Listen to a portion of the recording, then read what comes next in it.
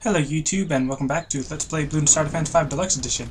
This episode's a little special, not really that special, but because today is Halloween, which at first it's like, oh hey, I should have done a web version episode where there's, you know, spooky Halloween stuff, but meh, I'll just stick to Bloons Wiki Deluxe Edition.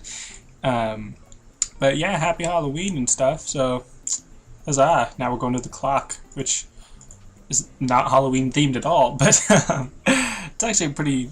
I was gonna say easy track, but not really sure if easy is the best word for it.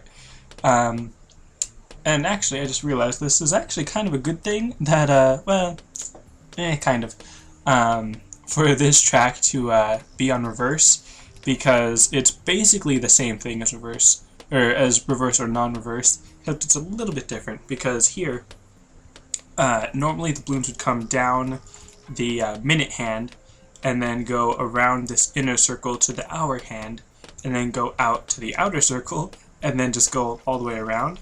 However, because it's on reverse, they're going all the way on the outside, and then going in at the hour hand, well, into the hour hand, and then around the inner circle. So it's a little bit different, but not like radically different, I don't think. So it stays pretty consistent for the most part. Well, it seems pretty consistent at the beginning, I guess.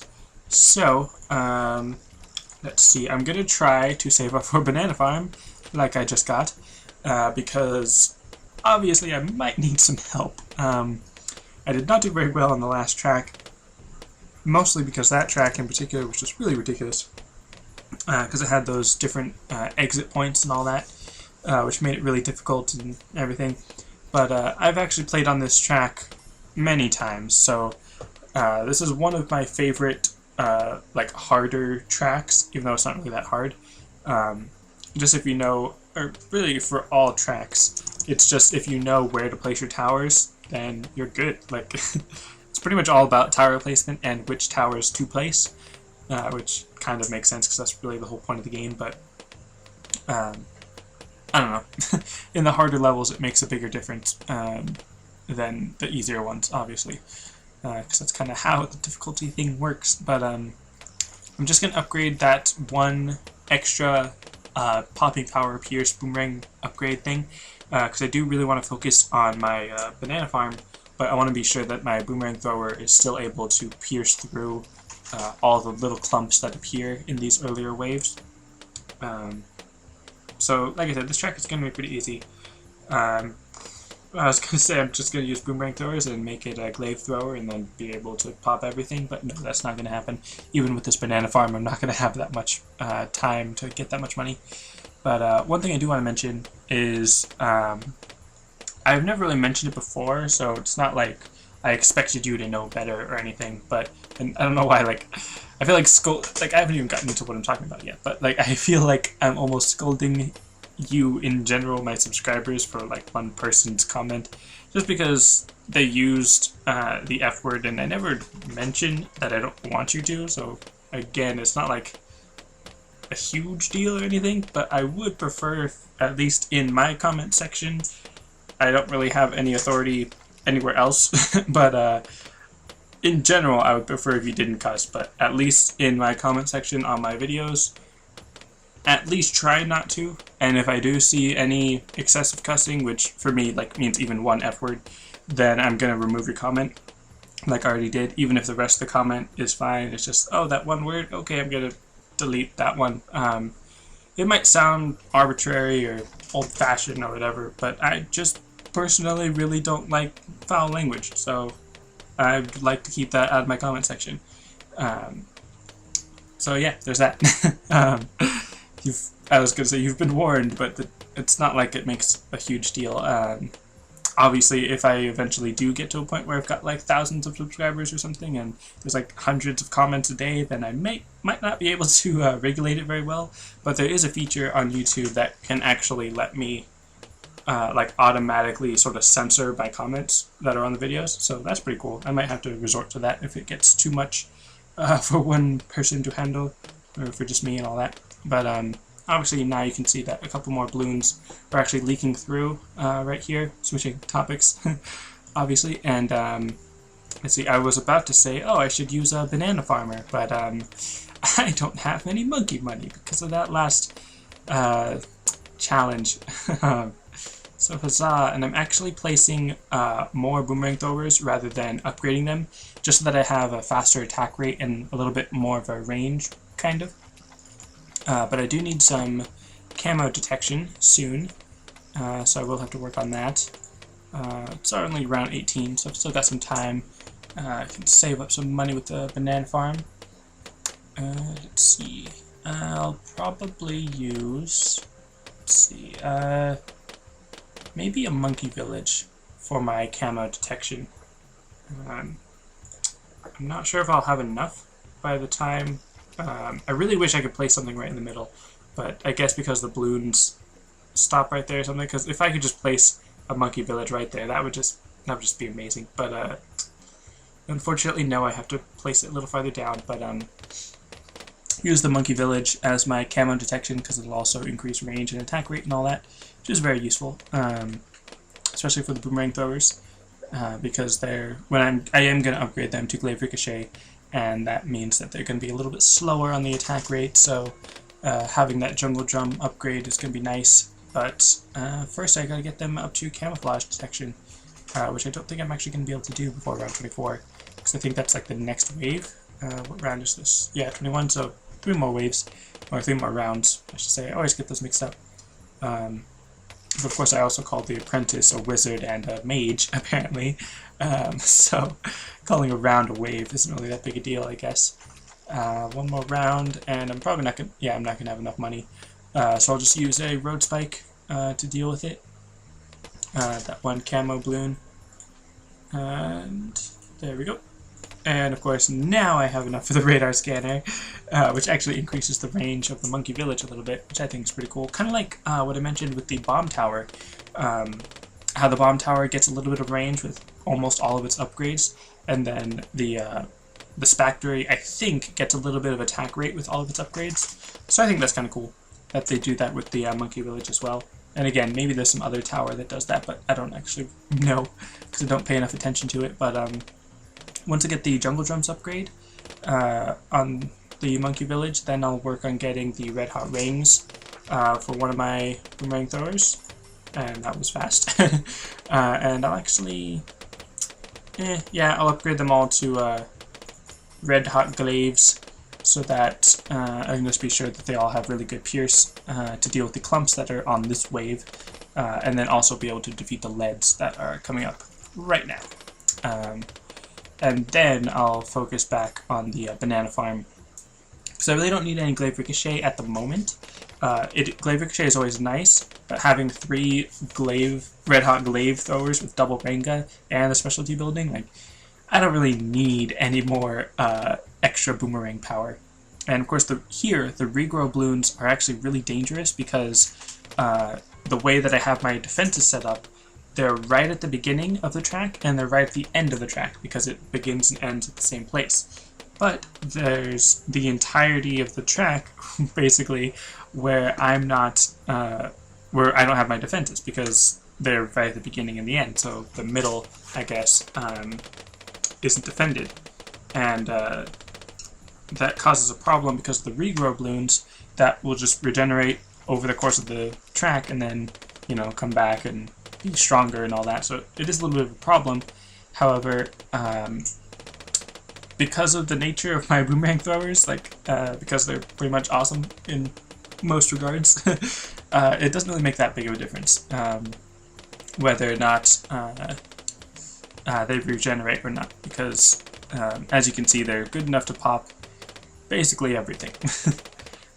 So, especially now that they have the camo detection, that means I won't have to spend so much money on getting a glaive lord, just a glaive ricochet, because then they already have the camo detection and the glaives that spin around the monkeys, the boomerang throwers. They are nice and they are helpful and they are pretty cool, but I really don't need them. And do I have double Renga? I'm pretty sure I do, but hold on, am I?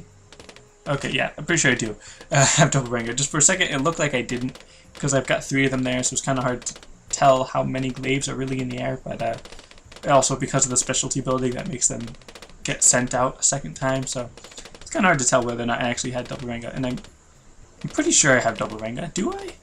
I don't know. I don't know. It's hard for me to tell. I think I do, but now I'm thinking I don't. Okay. I don't know why it's so difficult for me to realize that I do. Okay, this this is driving me crazy, because I'm pretty sure I don't, but then again, I feel like if I do, and then I'm still thinking I don't, that I'm just going crazy. I'm pretty sure I don't have double Renga on.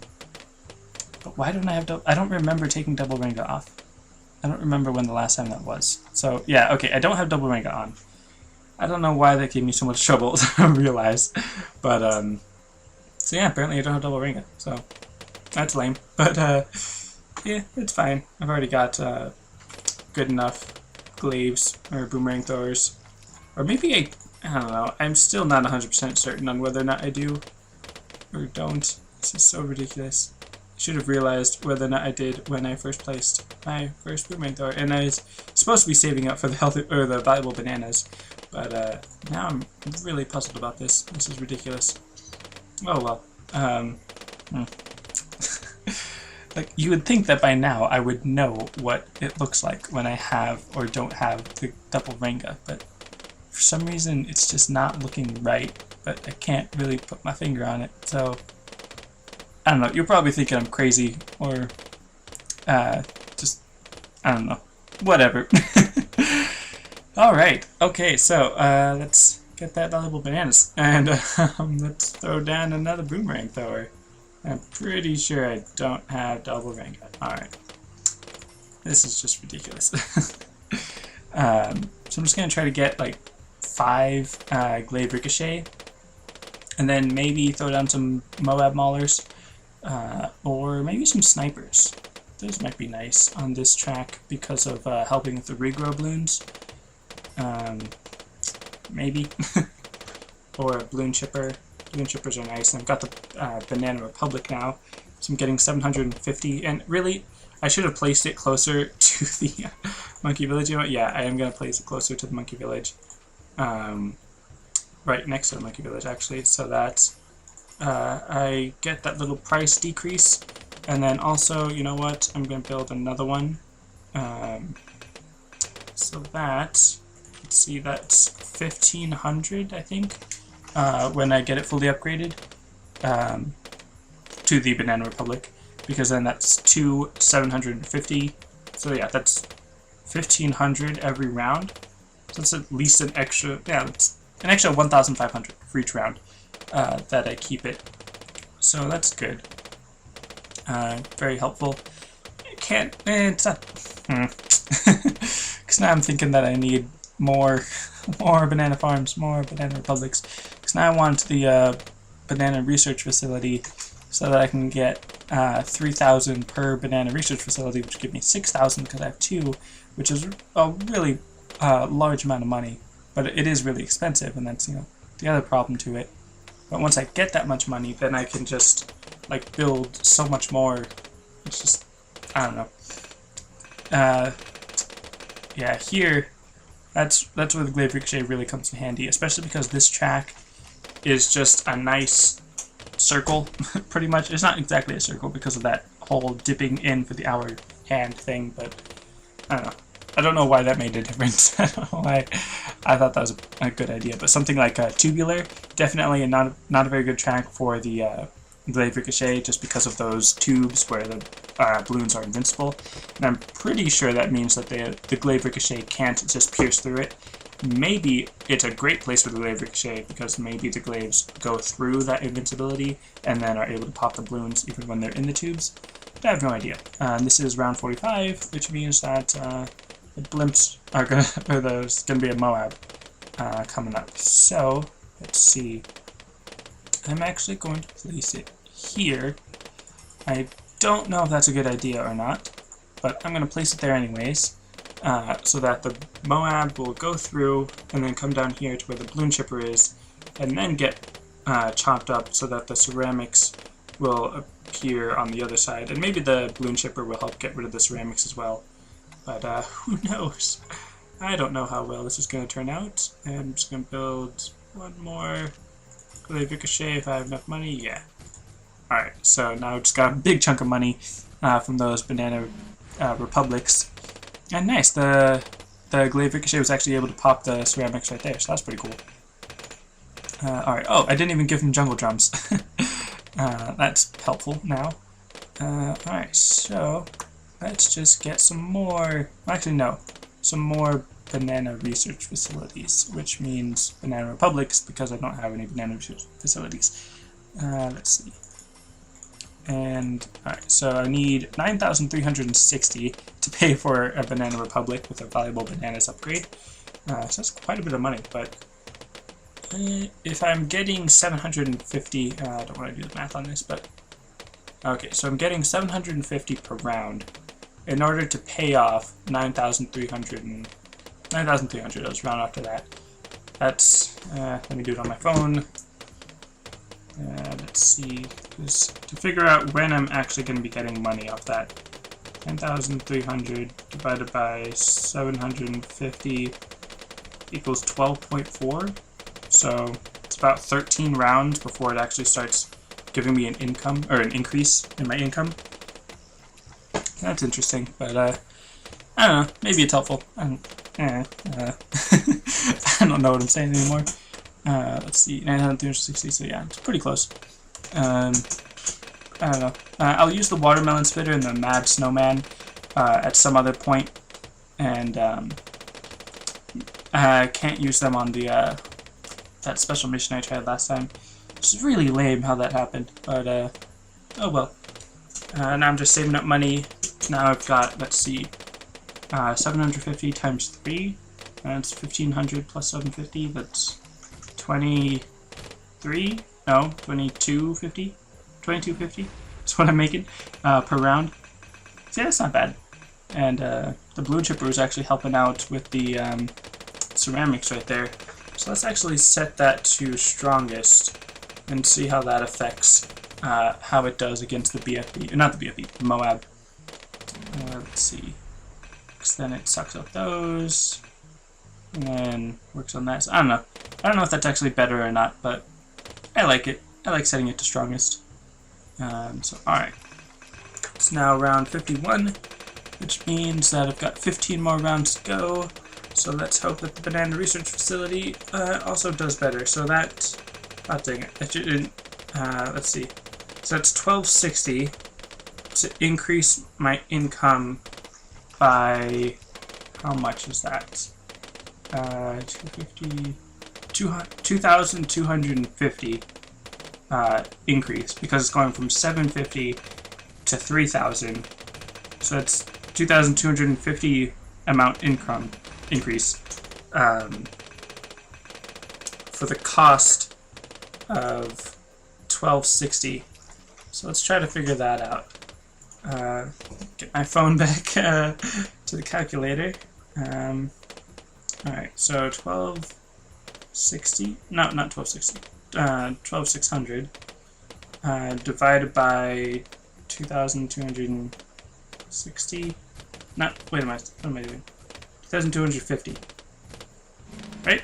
Yeah, that's what I said. So that's 5.6. So if that was the correct formula, I have to figure that out. It only takes 6 rounds for that increase to pay off, so that's pretty good. And then anything after that is just pure profit. So yeah, that's interesting. I don't know if I actually did that right. Like if that's the right formula you're supposed to plug in to figure out that out. But right now I'm making 9,000 per round, which means that I can buy a glaive lord once per round, which is pretty cool, and still have some extra. And instead of a glaive lord, I'm actually just going to get more boomerang, what am I saying, glaive ricochet,